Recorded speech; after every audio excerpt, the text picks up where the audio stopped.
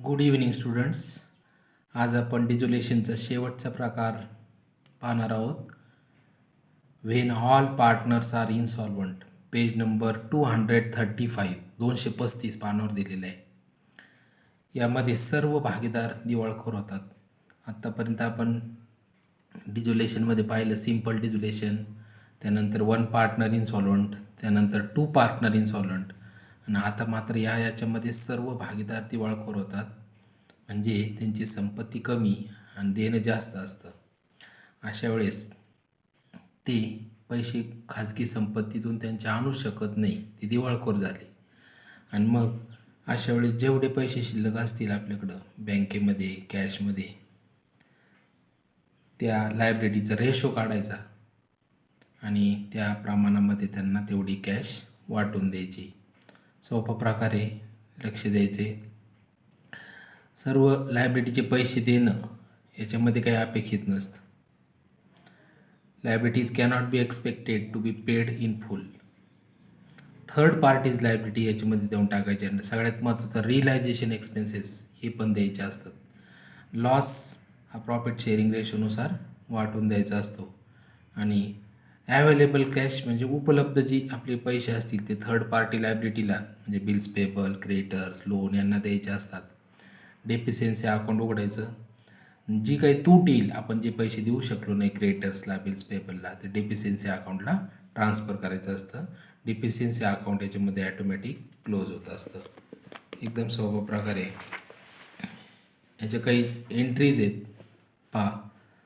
For closing the liabilities, liability बंद करताना liabilities account debit to cash or bank account आणि to deficiency account. लायबिलिटीला पैसे देऊन टाकायचे, जेवढे देऊ शकलो नाही त्याला डेफिशियन्सी अकाउंट म्हणायचं. त्यानंतर for closing partners capital account, partner capital account close केलं, deficiency account debit to partners capital account. त्यानंतर रिकव्हरी फ्रॉम इनसॉल्वंट पार्टनर, एखाद्या भागीदाराकडून काही रक्कम वसूल केली, cash or bank account debit to insolvent partners capital account. याचे स्टेप्स दिलेले आहेत पहा, लक्ष द्यायचं आहे. सुरुवातीला transfer sundry asset to realisation account. नेहमीप्रमाणे आपण गणितात कसं सगळे ॲसेट रिलायझेशनच्या डेबिटला लिहून काढतो तसं करायचं आहे.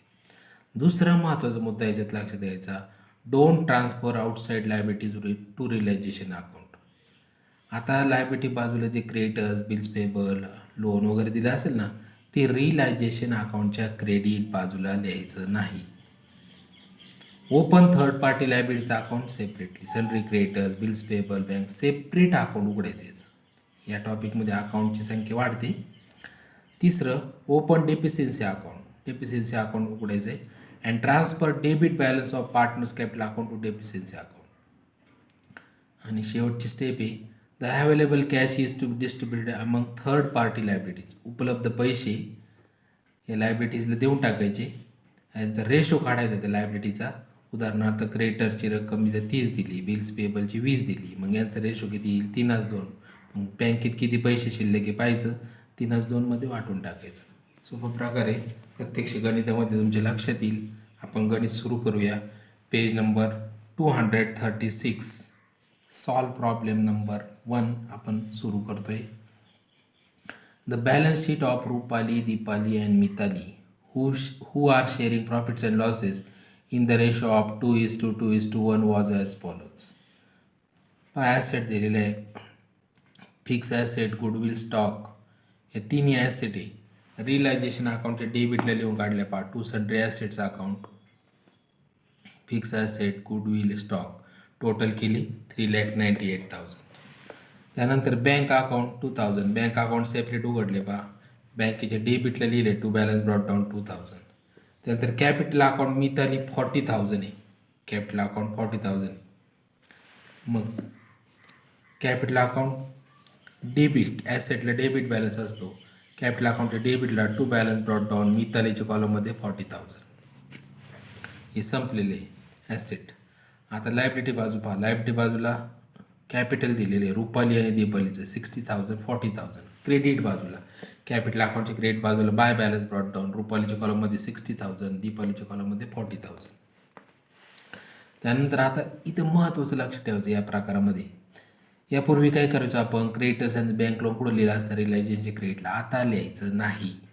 क्रेडिट सन्ड्री क्रेडिटर्स आणि बँक लोन हे सेपरेट उघडायचं. इथं बँक लोनमध्ये असं दिलं आहे विथ चार्ज ऑन स्टॉक, म्हणजे स्टॉक तारण घेतलेलं आहे त्यांनी. तारण कळतं ना, गहाण म्हणतो आपण त्याला, तसं बँकेचं कर्ज मिटवण्यासाठी स्टॉक त्यांनी तारण ठेवलेलं आहे. सन्ड्री क्रेडिटर्स आणि बँक लोन सेपरेट उघडायचं. पहा पुस्तकात उघडलेले आहे. लायबिलिटीला क्रेडिट बॅलन्स असतो, creditors account by balance brought down 2,40,000. त्यानंतर बँक लोन उघडले. पहा बँक लोनच्या क्रेडिटला बाय बॅलन्स ब्रॉट डाऊन 1,00,000. जेवढे लायबिलिटी असतील तेवढे. आता याचे 2 आहे म्हणून 2 उघडले सेपरेट. ॲडजस्टमेंट पाहता ऑन द अबाऊ, इथे चुकून 1 झाले. ऑन द अबाऊ डेट पाहिजे. The firm was dissolved and assets lays as under. Fix asset were sold for ₹1,80,000. Fix asset विकून किती आले, 1,80,000. And stock relies ₹1,04,000. स्टॉक विकून किती आले, 1,04,000. ॲसेट विकून पैसे आले नेहमीसारखं.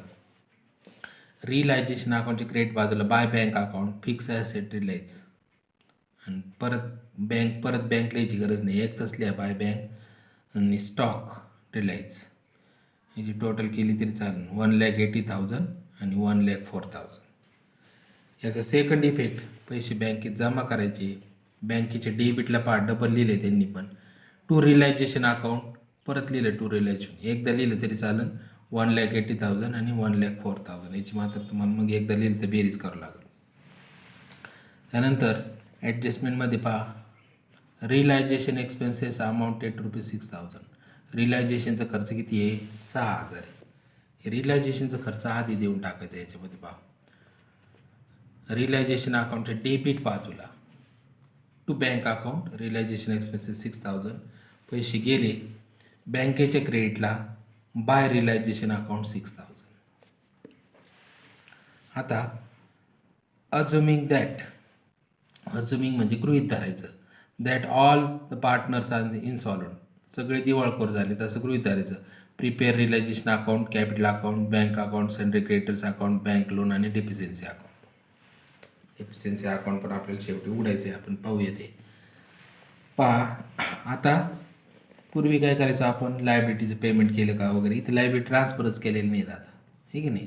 त्याच्यामुळे सरळ पहिला अकाउंट आपण क्लोज करणार आहे. हे सगळे अकाउंट उघडले म्हणजे शेवटी आणखीन अकाउंट उघडलेले आहे. पहा त्यांनी डेफिशियन्सी अकाउंट हे उघडून ठेवायचं. याची पोस्टिंग सांगतो मी तुम्हाला. आता पहा सुरुवात, पहिल्यांदा रिलायझेशन अकाउंट क्लोज करू आपण. हे आलं 4,04,000. इकडे घेतले 4,04,000. याच्यातून हे 1,80,000 आणि 1,04,000 म्हणजे 2,84,000. 2,84,000 वजा करायचे कशातून, 4,04,000मधून. 4,04,000मधून काय करायचं तुम्ही, 2,84,000 वजा केले म्हणजेच लॉस येतो किती, 1,20,000. 1,20,000 रेशो दिलेला आहे.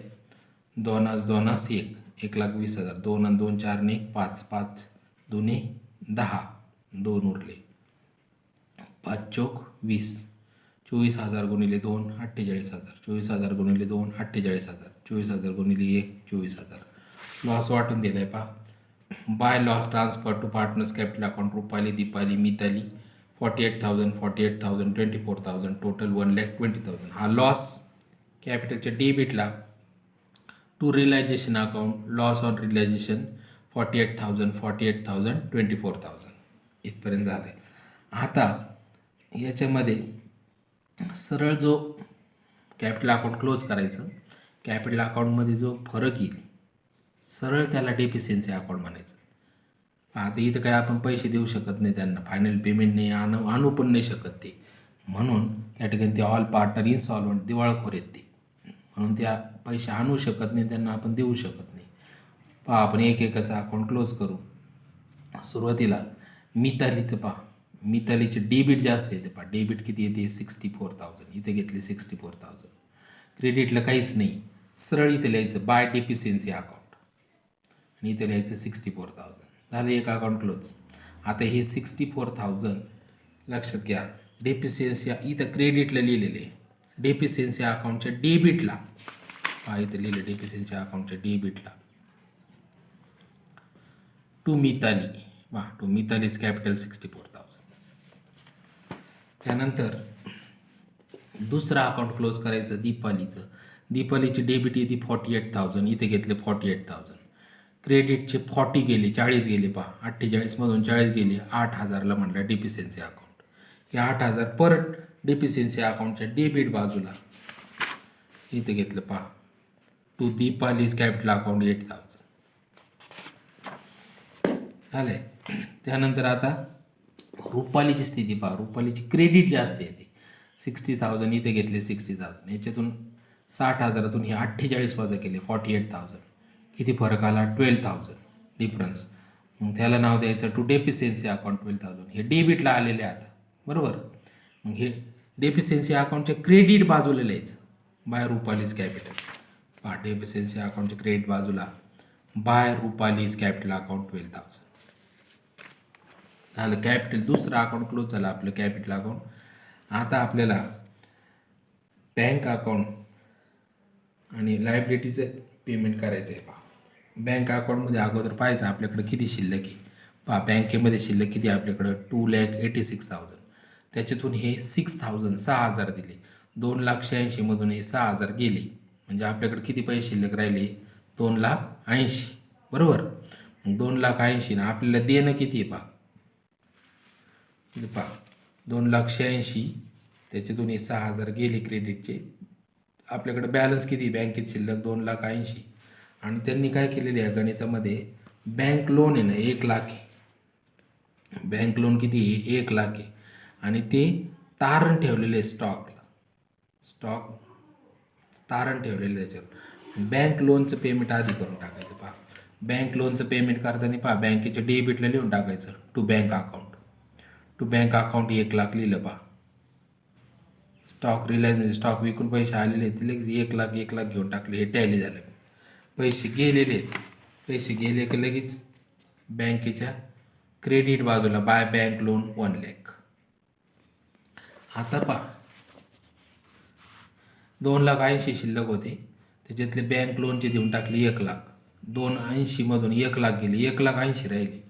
क्रेडिटर्स एकमेव लायबिलिटी. आता एक क्रेडिटर्सला फक्त आपण किती देऊ शकतो? 1,80,000 क्रेडिटर्सला देऊन टाकायचे. क्रेडिटर्स अकाउंटच्या डेबिटला क्रेडिटर्स अकाउंटच्या डेबिटला टू बँक अकाउंट 1,80,000 देऊन टाकले. द्यायचे होते आपल्याला 2,40,000, पण पैसे शिल्लकच नाही, 1,80,000 राहिले. मग हे 2,40,000 2,40,000मधून 1,80,000 वजा केले. किती देऊ शकलो नाही? 60,000 60,000 नाही देऊ शकलो डिफरन्स. त्याला म्हणायचं टू डेफिशियन्सी अकाउंट 60,000. हे डेबिटला आलेले आहे. डेफिशियन्सी अकाउंटच्या क्रेडिटला घ्यायचे 60,000. डेफिशियन्सी अकाउंटच्या क्रेडिटला घेतलं by creditors account 60,000. Bank account tally झालं आपलं. बँक अकाउंट इथं 2,86,000 2,86,000. क्रेडिटर्स अकाउंट पण टॅली झालं हे घेतल्यामुळं. आणि बँक लोन टॅली झालं. आणि डेफिशियन्सी अकाउंटची टोटल ॲटोमॅटिक टॅली होती करून 72,000 72,000. अतिशय सोपं प्रकारे पुढं अजून 2 उदाहरणं आहेत सॉल्व केलेली, आणि आपल्याला प्रॅक्टिसला पण दिलेली आहे. आपण समजून घेऊ टप्प्याटप्प्याने. ठीक आहे, प्रॅक्टिस करा, लिहा 2दा 3दा, समजून घ्या, व्हिडिओ पहा. ओके.